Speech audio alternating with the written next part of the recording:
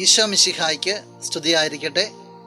പ്രിയ സഹോദര സഹോദരി, നല്ല ഒരു ദിവസം നിനക്ക് ഞാൻ നേരുകയാണ്.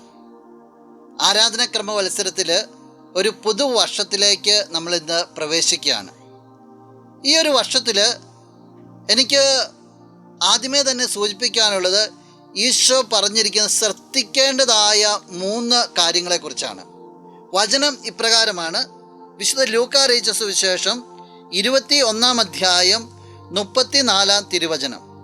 സുഖലോലുപത, മദ്യാസക്തി, ജീവിത വ്യഗ്രത എന്നിവയാൽ നിങ്ങളുടെ മനസ്സ് ദുർബലമാകുകയും ആ ദിവസം ഒരു കെണി പോലെ പെട്ടെന്ന് നിങ്ങളുടെ മേൽ വന്നു വീഴുകയും ചെയ്യാതിരിക്കാൻ ശ്രദ്ധിക്കുവിൻ.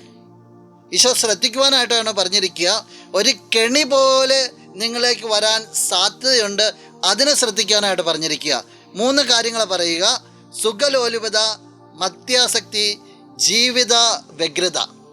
സുഖലോലുപത നമുക്കറിയാം, മദ്യാസക്തി നമുക്കറിയാം, വ്യഗ്രതയാണ് ജീവിതത്തിൽ ആവോളമുണ്ട്. ഇത് 3 ശ്രദ്ധിച്ചില്ലെങ്കിൽ ഒരു കെണിയായിട്ട് ജീവിതത്തിലേക്ക് വരുമെന്ന് ഈശോ പറയുക. പ്രിയ സഹോദര സഹോദരി, ജീവിതത്തിൽ ക്രിസ്തു മാത്രം ഫോക്കസ് ആയി കഴിഞ്ഞാൽ നിന്നിലേക്ക് ഒരു കെണിയും വരില്ല. ഒന്നും നിൻ്റെ മേൽ ആധിപത്യം സ്ഥാപിക്കുകയില്ല.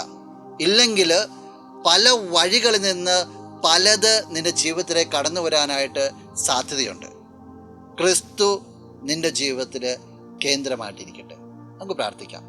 ഒന്ന് കണ്ണുകളടച്ച് ഒന്ന് കരങ്ങളൊക്കെ കൂപ്പാം.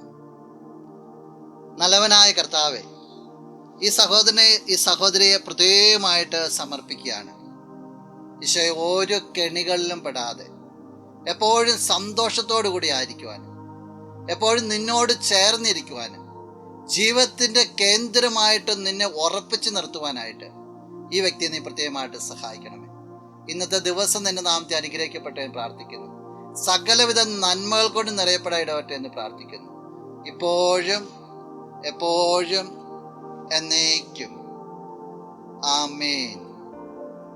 ആദിയിലും അന്ത്യനും നീ മാത്രമേ യേശുവേ.